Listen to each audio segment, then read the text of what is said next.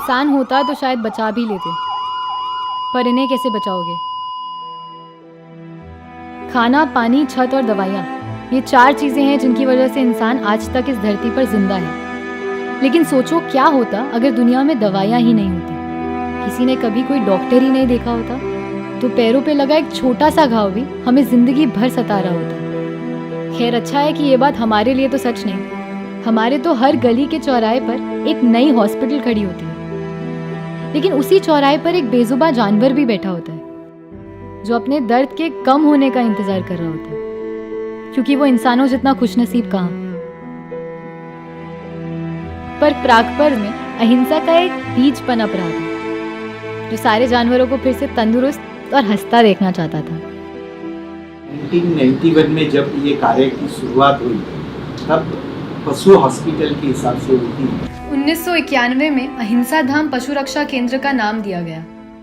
Large animal के treatment के लिए इतनी बड़ी टीम लगती है, ध्यान में रखते हुए अहिंसा धाम ने एक वेटरनरी बड़ा हॉस्पिटल बनाया। वेटनरी कॉलेज के स्टूडेंट्स आते हैं और हर पशु की यहाँ चिकित्सा होती है, तो हर पशु के बारे में इनको जानकारी मिलती है, तो ये एक बहुत बड़ा नॉलेज सिटी है। अभी कच्छ के अंदर 952 गांव है, उसका टोटल गांव का यहाँ जानवर आ रहे हैं। मूंगा प्राणी, गाय, तरह तरह के पशु पंछी है, उसके लिए हम लोग सेवा कर रहे हैं।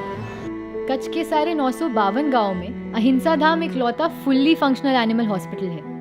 यहाँ पर न सिर्फ जानवरों की मूलभूत जांच की जाती है, पर उनके 11,000 स्क्वायर फीट बड़े आईसीयू में जानवरों की बड़ी से बड़ी बीमारियों का इलाज किया जाता है। उन्हें जीने का एक नया मौका दिया जाता है।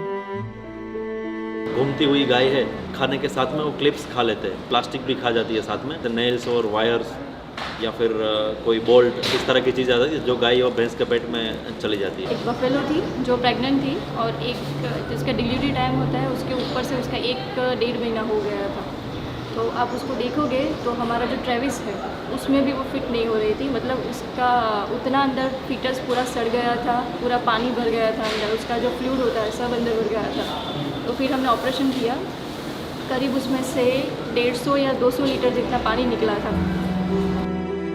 अहिंसा धाम के अंदर ट्रीटमेंट से और बीमार पशु अच्छे होते होते लगभग 5,000 के करीब पशुधन हो गया है। जो किसान हैं वो जब अपने पशु यहाँ पर ले आते हैं तो 98% है जो वापस नहीं ले जाते। अहिंसा धाम इन जानवरों को ठीक तो कर देता था, लेकिन अब ये जानवर इंसानों के पैसे कमाने के काम नहीं आ सकते थे, इसलिए लोगों ने इन्हें घर वापस ले जाना ही छोड़ दिया। एक बुलक आया हुआ है लास्ट में, जिससे पूरा उसका एज खत्म हो गया है, उससे काम सारा खेत में ले लिया है। अभी उसको हॉर्न में कैंसर है, फिर ऑपरेशन के बाद 10 दिन के बाद वो सही हो जाएगा, फिर वो मालिक लेने नहीं आएगा। वो बोला कि मैं नहीं ले जाऊँगा इसको, फिर आप रखो, सेवा करो। तो मैंने बहुत सेवा कर ली। इन जानवरों ने जिंदगी भर जिनके लिए काम किया, वही इन्हें अब छत देने से मना कर रहे थे, और इसलिए अहिंसा धाम को एक ऐसी जगह की जरूरत थी जहाँ जानवर अपनी आगे की जिंदगी बिता सकें और वहाँ उनकी देखभाल भी अच्छे से हो सके।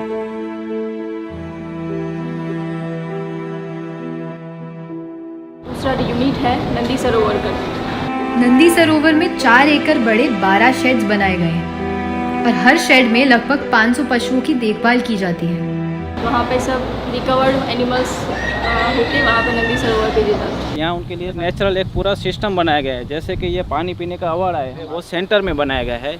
इसके ऊपर बरगद का पेड़ लगाया गया है, जिसके छांव में सारे गाय माता खड़े रह के पानी पी सकते हैं।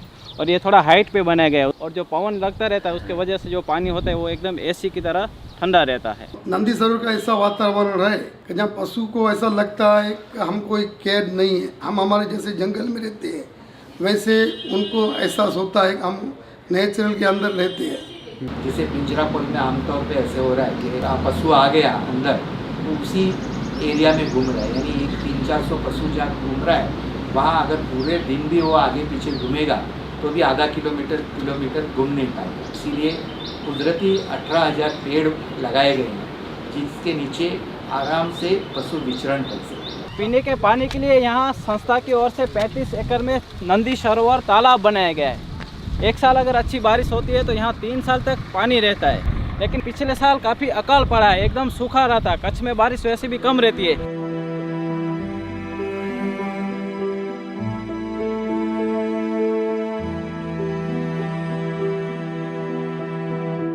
अपना घास चारा उगाने के लिए जो प्रयत्न कर रहे हैं उसमें पानी की कमी है। कच्छ में पिछले 3 सालों से सूखा पड़ा है। बारिश इतनी कम हुई है कि लोगों ने एक गीला आंगन तक नहीं देखा। जानवरों के लिए बुनियादी खाना और पानी लाना भी बहुत महंगा हो चुका है। गायों के लिए जो चारा आता है वो बहुत दूर से मंगवाना पड़ता है और इधर कच्छ में इतनी आसानी से चारा नहीं मिल पाता, तो उसका कॉस्ट भी बहुत बढ़ जाता है। डेली 10 से 12 केसेस आए हैं, उसमें से 2 से 3 एक्सीडेंट केसेस और बाकी के अन्य रोग के।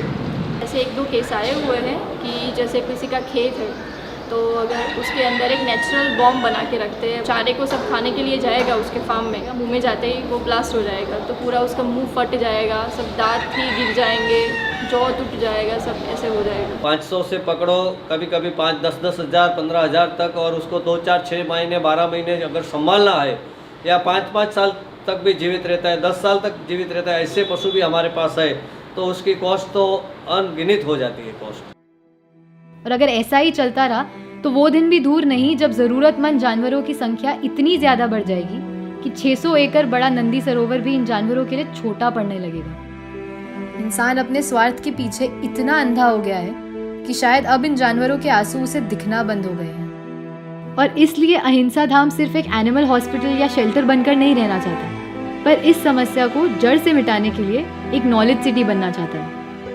यहाँ आने वाले सारे विजिटर्स को म्यूजियम में एनिमल क्रुएल्टी के बारे में जानकारी दी जाती है। गांव-गांव में अवेयरनेस कैंप्स कंडक्ट किए जाते हैं। लोगों को जानवरों की देखभाल करना सिखाया जाता है, बस एक ही आशा से कि शायद हम इंसानों में फिर से इंसानियत जाग उठे। लेकिन ये काम अहिंसा धाम अकेले नहीं कर सकता। इसमें हमें आप सभी का सहयोग चाहिए ताकि हम साथ मिलकर जानवरों के लिए एक बेहतर दुनिया बना सकें। और आखिर खाना, पानी, छत, दवाइयाँ और थोड़ा सा प्यार, इतना ही तो चाहिए इन्हें।